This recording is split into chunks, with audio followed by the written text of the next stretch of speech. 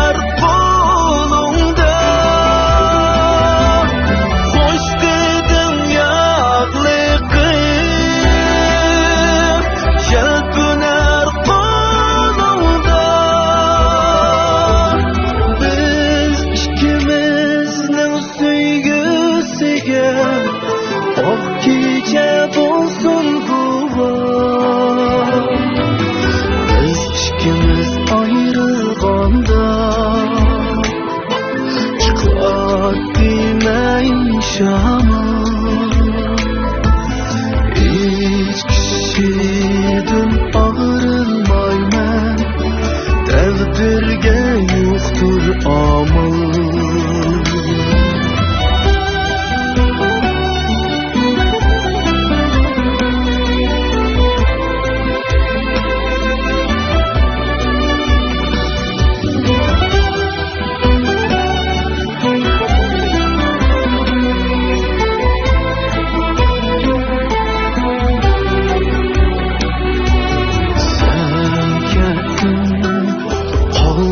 Tenha icranın dilda emma hoş degen g'amkin sözüm örünür hemramana.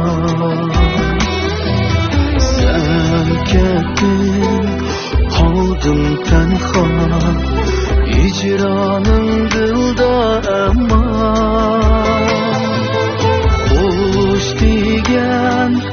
g'amkin sözüm bölünür hemramana. Hoş dedim yağlı kıyım yelpüner kolumda. Hoş dedim yağlı kıyım yelpüner kolumda.